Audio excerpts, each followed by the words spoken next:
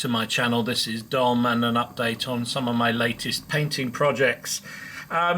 Continuing with the Boxer addiction, with painting through some of the figures that I'd already purchased. I pretty much stopped now. I've got some Japanese to do, because actually in the coalition forces the Japanese provided almost half the forces involved on the coalition side. So I really need to have some of them in my forces, obviously. But I was waiting for Wargames Atlantic to do some plastic ones, but now, as it so happens, that Northstar have done some, so that's good, because I like the metal ones better. So anyway, I've continued to say with some of the Boxer troops, these are more coalition forces. These are German Marines. Germans had a force in the coalition forces, both in the Legate, in defending against the Imperial forces, and also the Boxer forces trying to take the Legates in Peking for the classic 55 Days in Peking film. And also I think they were part of the Liberation Forces as well. So they wore this sort of khaki uniform with white pith helmet type things. So I did a unit. These are Victorious miniatures, I believe, metal 28 mils. And I quite enjoyed doing them, actually. Dead simple to do. That's the beauty of doing these sort of later period uniforms. They're so much easier to paint than something like a Napoleonic or even a ancient one. Anyway, that's them done. So I think these are the last of the actual Boxer figures I've got.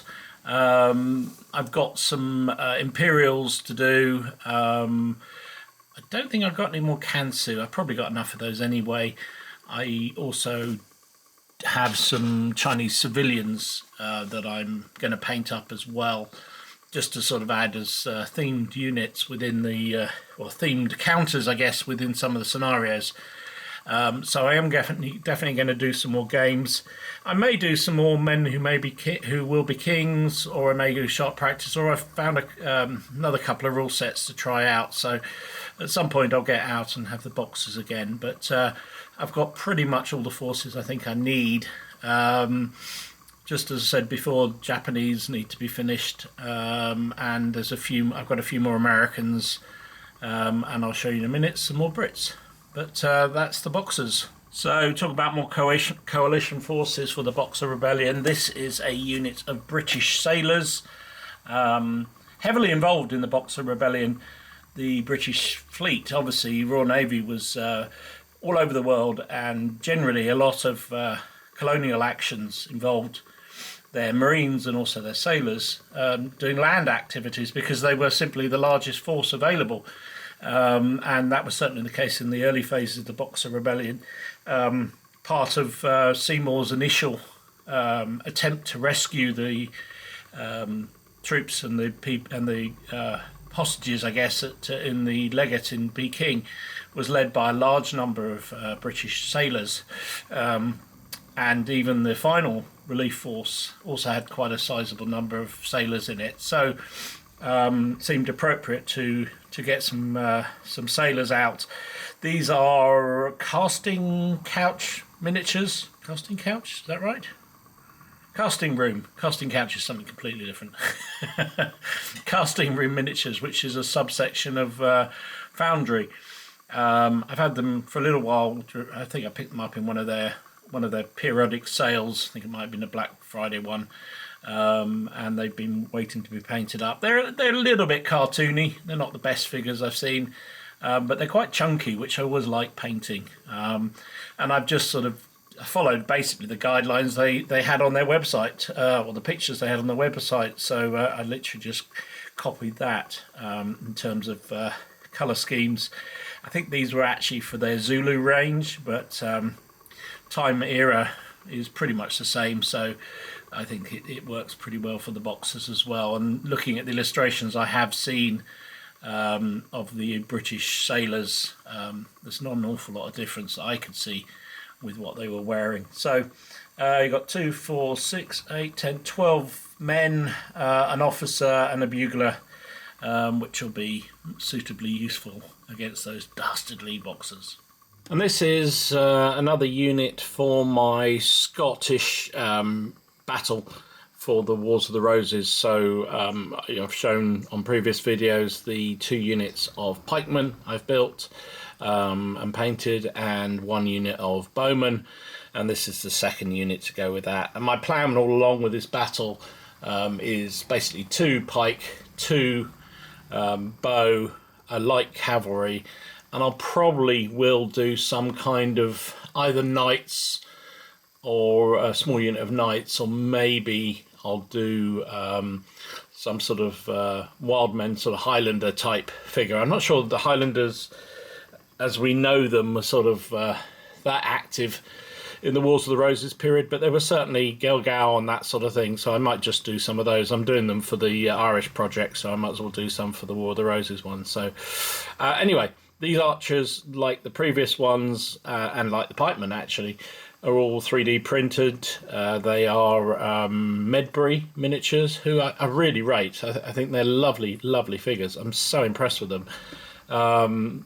You can buy them. You can buy the STLs from their from one of the online shops. I forget which one it is now, but and I think they can also. I think they also do a subscription service. They do fantasy as well as historicals, but you could also pick up a number of producers selling the printed models on eBay and Etsy and so forth. I bought these on eBay already printed, and they were really nice. Tiny amount of cleaning up, very, very limited, and the detail on them is fantastic. So there you go, another unit of bowmen done. So everyone knows my addiction to the Boxer Rebellion. Well, I was looking through some boxes of unpainted figures, and I found these 2 figures. Now, I originally thought they were giants and miniatures, but they're not. They're Trent miniatures. This is Bromhead and I guess a sergeant. Doesn't tell you who he is particularly, not a named character. And I decided to paint him up as wearing the khaki uniform rather than the red that he would have worn in the Zulu. So just a bit of artistic license, but it's a nice model actually, and I think it'll be useful in when you're playing, as I have been playing Boxer, using sharp practice. You need a few big men, and there's nobody bigger than Bromhead. And the other guy pointing and going, "There's Boxers out there, sir. Thousands of them." Yeah. Anyway, lovely figure, great fun to do. So next up, this is a unit of Japanese infantry for the Boxer Rebellion for the coalition forces. They're by North Star Miniatures. I won't go into a huge amount of detail because if you're interested in them, you'll see there's a video I did talking about picking these up from North Star for my Boxer addiction.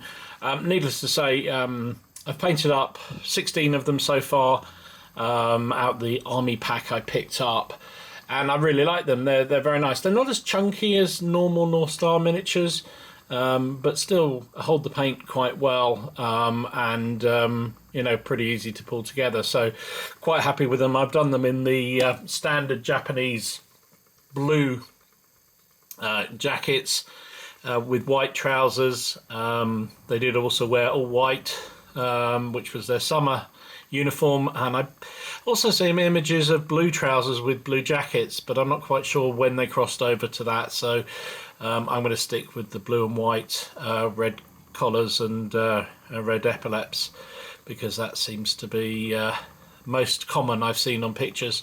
A lot of this was painted with the new Vallejo Express paints, which I really liked, actually, very much indeed. So anyway, more for the Boxer done. And next up, this is another unit of Bill and Bow for my War of the Roses collection. So I've kind of worked my way through all the Lancastrians I want, so I thought I'd do some Richard III,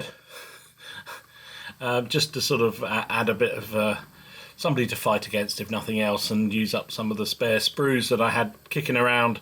So this is just just a unit of Bill and Bow. They're a mixed bag. They're mostly periplastics, but there's a couple of metals in there. from don't know where, but just from the collection. Yeah, it'd be just useful. I kind of fancied doing a Richard III force to potentially I could then use the Stanleys against that force in any battles, which is cool. I've used the Vallejo mud effect on the ground, which I really like. I'll add some puddles in as well, just to sort of make it look really sloshy and wet, which is what I like with my basing for these figures. And that's another one done, another one ticked off, another one off the stash. And then finally, for now, this is the wonderfully named John Scrope of Bolton, who is one of Richard III's banner lords, and I've done him up just a command base, just to command one of the wings of infantry or one of the retinues of infantry. So these are, I don't know where these figures are, to be absolutely honest. I know the guy who I've done in the sort of gold effect armour is I think it's supposed to be Hotspur. This is a Giant in Miniatures miniature. So I think that's him. The standard bearer, I think, is actually a Flemish guy from I can't remember where I got him from, but anyway, no idea where the other two are from.